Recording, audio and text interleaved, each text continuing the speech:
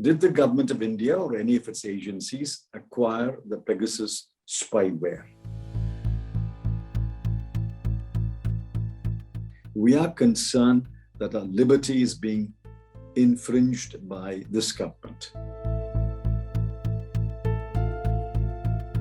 One bill was passed in 1 minute, and the longest discussion in any bill took 39 minutes. It's a shame. It's legislation by stealth. We've got the work started for 2024, even in 2021. That's a very good sign.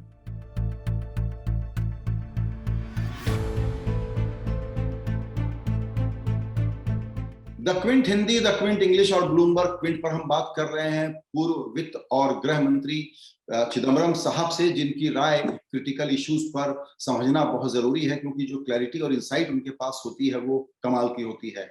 Sir, आपने हमारे लिए वक्त निकाला, बहुत शुक्रिया। सबसे पहले मैं आपसे बात करना चाहूंगा पेगासस इशू के बारे में, क्योंकि सुप्रीम कोर्ट में सरकार ने अपना एक आर्गुमेंट रखा और वो आर्गुमेंट ये था कि उन्होंने डिनाई नहीं किया लेकिन कंफर्म भी नहीं कर रहे हैं और कह रहे हैं कि नेशनल सिक्योरिटी का मैटर है, पब्लिक में डिस्कस नहीं हो सकता, यानी कि सुप्रीम कोर्ट में भी डेड एंड की तैयारी है। आप कैसे देखते हैं इसको? See, one has to be careful about commenting because the matter is sub judice in the Supreme Court. The issue is very simple. The opposition does not want to know anything about national security. The opposition does not want to know whether they have targeted spies, suspected foreigners. We don't want to know all that. All that we want to know is a former election commissioner has been bugged. Journalists have been bugged. Political leaders have been bugged. It's nobody's case that the former election commissioner or the journalists or the political leaders were spies or terrorists. In nobody's case.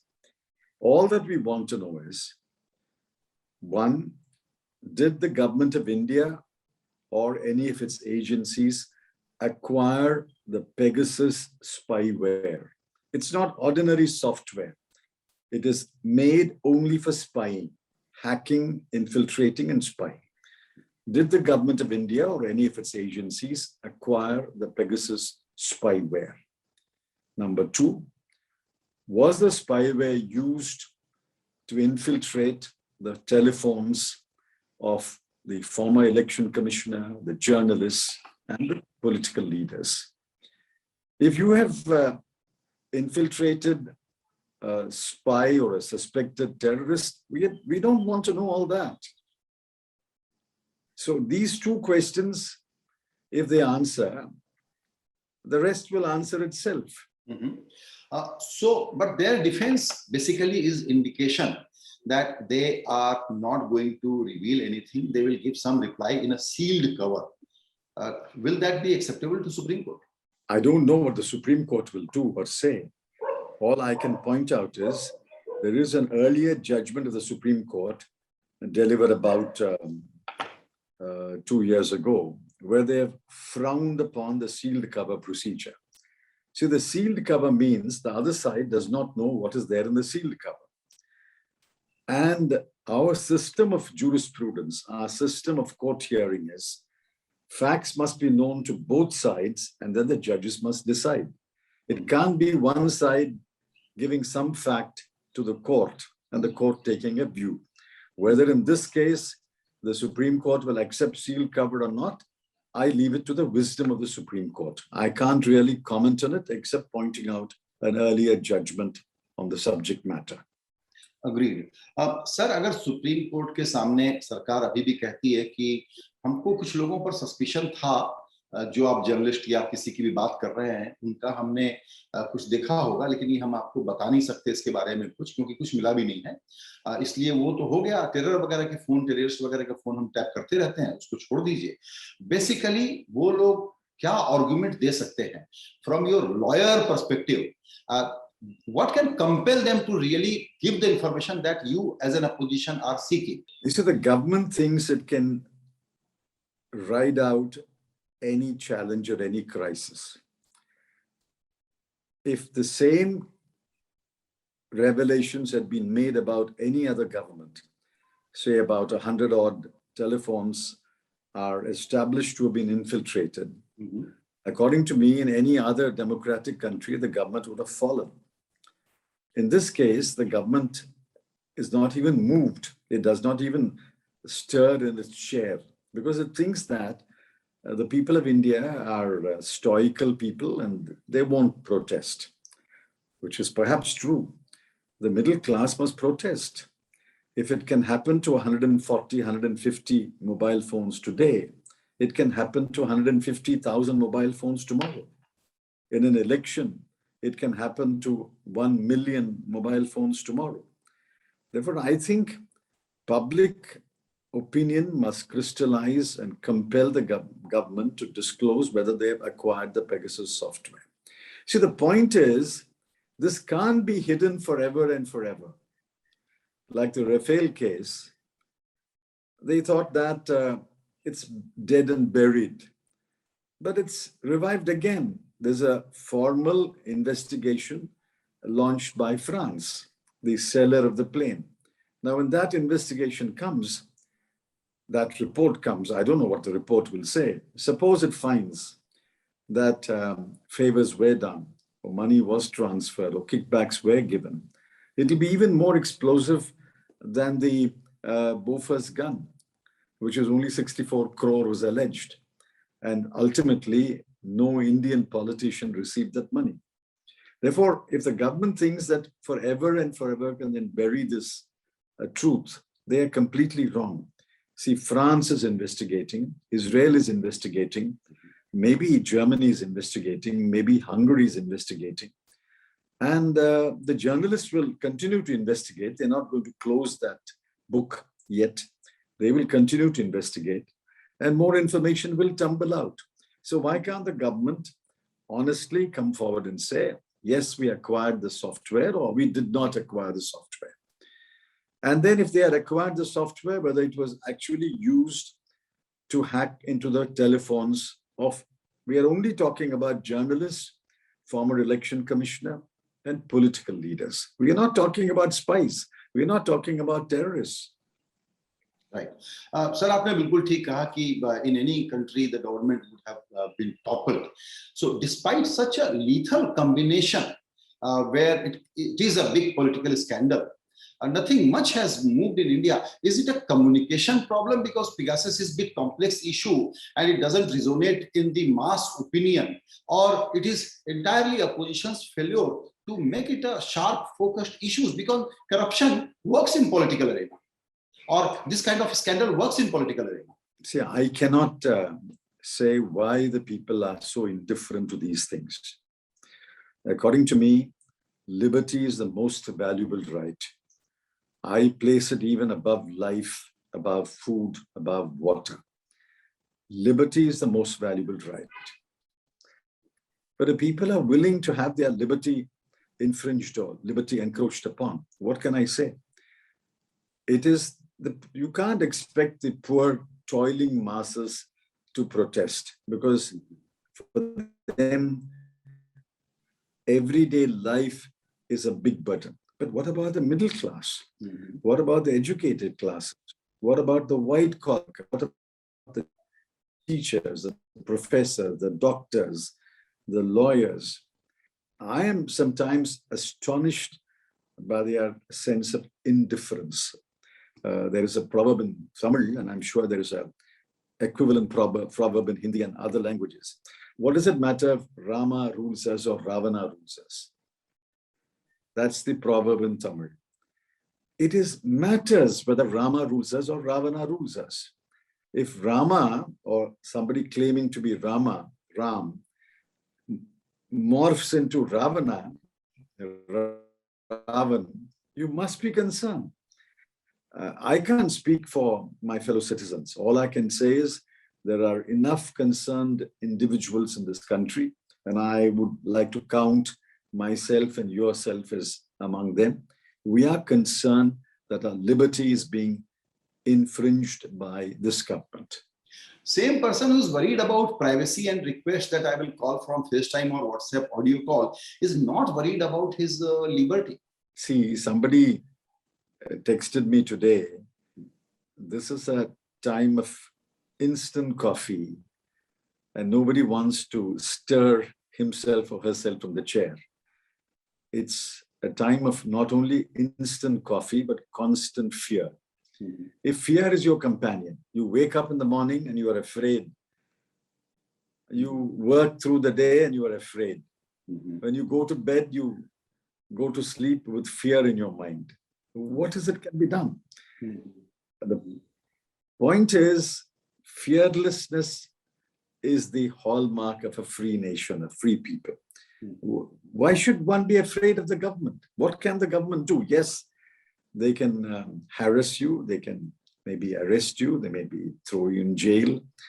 But if you give place to fear, you can never throw out a tyrant government. I'm not saying that we have a full-fledged tyranny yet, but we are taking definite steps towards a tyrannical regime. Just read the latest Economist magazine. There's a column called Banyan, a very celebrated column. And that column quotes the V-Dem Institute of the University of Gothenburg, which rates freedom and democracy in every country. And in India, they say, India is transformed from an electoral democracy to an electoral autocracy, and it is more autocratic than Bangladesh and Nepal. I mean, is that the kind of certificate you want in your 75th year of independence? Mm-hmm. Which is why I fully support, my party fully supports those who have gone to the Supreme Court. We don't want the party involved in it, but lawyers are there, individuals are there. We hope that the Supreme Court will call upon the government to state yes or no. It's a simple question. All you've got to say is yes or no. Mm-hmm. Did you acquire the Pegasus spyware or not? And if you say yes, the second question is, did you use it against journalists, former election commissioner, and political leaders? That's all we want to know. Right. So there was another suggestion that there can be a committee, Supreme Court will appoint a committee and committee will look into it. Is that a right way to deal with this matter in court? See, people of India should know. I mean, the committee, who will be in the committee? If they put you in the committee, I'm willing to accept it. But I don't know who they will put in the committee. And ultimately, the committee's report has to be made public. At least the conclusions have to be made public. See, no committee report can remain secret forever. A committee report will also leak out someday or other. Mm-hmm. Therefore, if you have a committee, all right, we don't have to go through the process, but we need to know who will be on the committee. Number two, will the committee's conclusions be made public? Mm-hmm. So I think these are questions which the honorable judges of the Supreme Court will certainly consider. They have said so. They said we will consider and we will take a decision. I don't think they have made up their mind one way or other yet. Sir एक और court है parliament, वहां पर मुझे लगा था कि position सरकार को कंपेल कर पाएगा इस पर बात करने के लिए, but somewhere the position actually played into the government's hand by boycotting the entire session and you could not amplify the issue. That's the price we have to pay. You see, you can't have your cake and eat it too.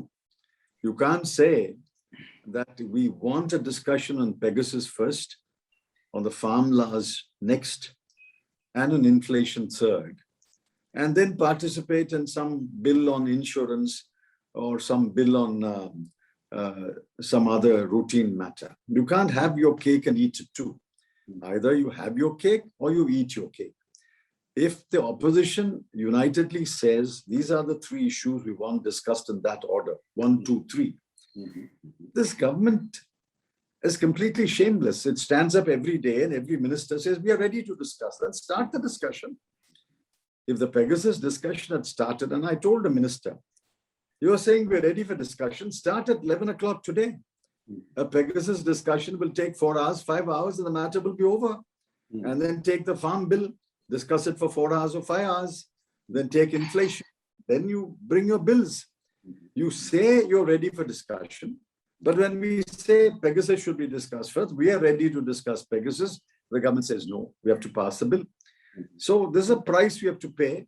But I think the Chief Justice of India did come down heavily on the government to say, how do you pass this Tribunal's Amendment Bill without a discussion? We want to know what is the meaning of this bill. Now, nobody will know the meaning of the bill because there was no discussion of the bill. How will we know what the meaning of the bill is unless you have discussed the bill? And he did cite Comrade Ramamurthy's intervention in the Industrial Disputes Act way back. That's the way a bill is explained to the parliament. A bill is explained to the people, both by the ruling party and the opposition. But here the government passes it by stealth. The Economist has noted one bill was passed in 1 minute, and the longest discussion in any bill took 39 minutes. It's a shame. It's legislation by stealth. It's shameful that Indian Parliament passes bills between 1 minute and 39 minutes. Right. So whatever is the government conduct, a lot depends on the opposition. Again, there was an opposition or unity meeting. Somewhere it looks like a procedural exercise that opposition should do at some point in time. People are not very sure about the opposition's understanding and imagination to really put up a big fight against this government. You're not right. You're not right. You see, the opposition consists of one national party, the Congress, and all the rest are regional parties, one state parties. With great respect, even the CPM, CPI are one state parties. Be that as it may. Therefore, we have now announced on September 20, there will be mass demonstrations in all the states. You are sitting in Delhi and looking at it from a Delhi point of view. Come down to Tamil Nadu, come down to Kerala, come down to Bengal, Maharashtra. There is a lot more ferment, a lot more discussion than you find in Delhi. The language newspapers, the language channels are far more active and vocal and vibrant than the English channels or even the Hindi channels. Therefore, the September 20 agitation will make a mark. But the real mark will be made when the campaign starts for the 5 state elections. See, it's really in an election time that issues are debated fiercely and ferociously, and the government is bound to answer.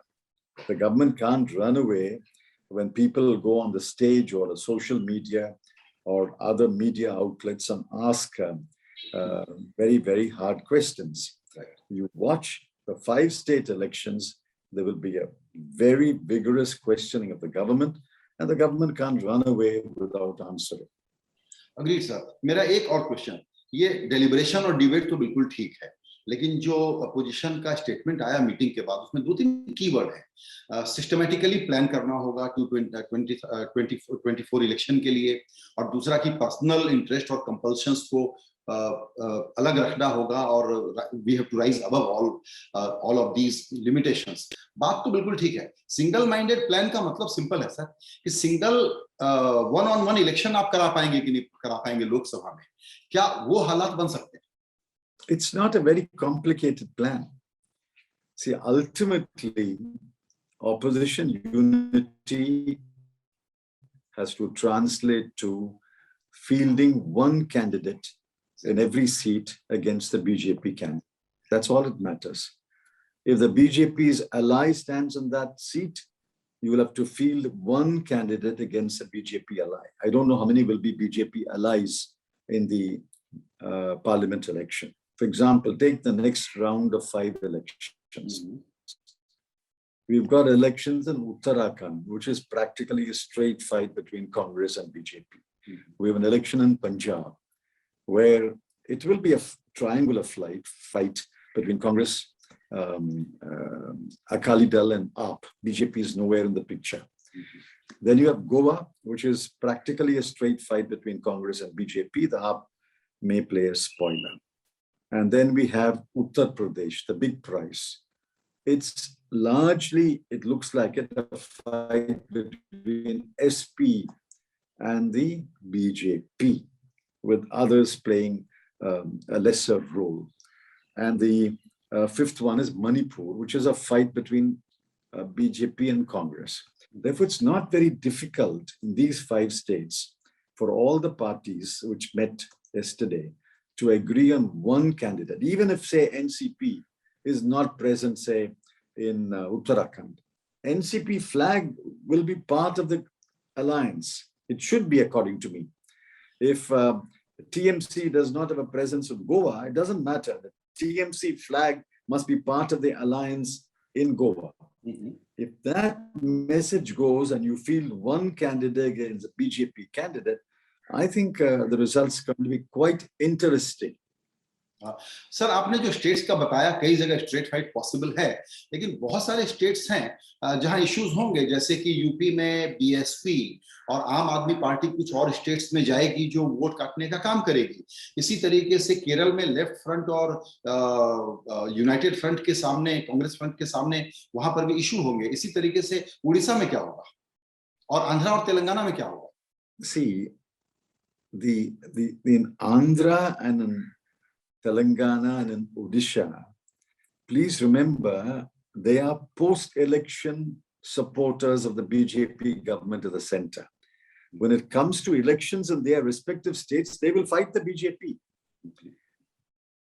Naveen Patnaik will fight the BJP in every seat. So in Lok Sabha, Jagan Reddy will fight the BJP in every seat. So are you saying? Therefore, yes, go ahead. Sorry. Are you saying that in Andhra Pradesh or Telangana, you will allow TRS and Jagan Reddy to take on, and Congress will not fight them? No, I didn't say that. That you're putting words. I said these so-called allies of BJP are allies only outside an election. In an election, they are not allies. They are bitter rivals. Now, say, for example, if Chandrasekhar Rao joins opposition unity, obviously he will take the lead in fighting the BJP. But if he does not join the opposition alliance, then we will also fight in Telangana. Now, what results we will get is a different matter, but we will certainly fight and we will win some seats. In a 3-cornered contest, we will also win some seats. Same thing in Odisha, same thing in Andhra. So your analysis suggests that you are practically seeing a scenario based on your analysis that 70 to 80% single one-on-one fight is possible, not 100%. No, I say 100% is never possible. It's like it's possible only now in modern examinations. You get 100%. 100% is never possible. When I finished school, no English master, teacher will give you more than 70, 75% in English. Even if everything is right, he won't give you. Therefore, 100% we are not talking about. We are talking about the real politic. The real politic is, we think if opposition unity consolidates, we can field one candidate in at least 400 seats. In the remaining, as you rightly said, it depends upon what Jagan and Chandrasekhar Rao and Naveen Patnaik do. We don't know because elections are 3 years away. 3 years is a long time in politics. So this is an interesting reference point that 400 seats are a real possibility of one-on-one contest. No, we must work hard towards that possibility. It's not a possibility yet. It is, okay. It is today within our reach. Whether we will be able to grasp the opportunity depends upon opposition unity. It's within our reach. It's not impossible. I'll put it this way. It is not impossible to field one candidate against the BJP in a minimum of 400 seats. Agreed. And the issue, because what will happen in media and public conversation, the question will be ki PM kaun banega, aapka neta kaun, opposition ke contradiction. I know there are answers to these questions, but how do you really communicate and convince that this is not an important question that opposition leaders from Mr. Sonia Gandhi to Mr. Pawar or Mr. Stalin or Ms. Mamata Banerjee are really concerned about? See, you are assuming that every one of the leaders who met yesterday is selfish and self-centered. Why do you make that assumption? You see, Mrs. Gandhi, Mr. Sharad Pawar, Ms. Mamta Banerjee, Mr. Uddhav Thackeray have all reached high positions because of their sacrifice and work in the party. Mm-hmm. To assume that everybody is so selfish and so self-centered is wrong. Mm-hmm. Just when you express your pain, I express my anguish that in this country, liberty is being eroded, autocracy is taking over. These leaders also feel very strongly, which is why they met yesterday, and they will continue to meet quite often. So if you concede to them the same sense of pain and anguish which you and I feel, I'm sure they will find a way in which to contest the elections, and we can talk about forming a government after we win the elections. We are not yet won the election. Elections are 3 years away. We are working towards building opposition unity, and I'm very happy that the work has started 3 years ahead of the election. Usually, such efforts take place 6 months before the election. At least now, we've got the work started for 2024, even in 2021. That's a very good sign. A very interesting analysis. As always, आपका analysis बहुत ही incisive होता है, कोई agree करे या disagree. Thank you so much for your time, sir. Thank you. Thank you.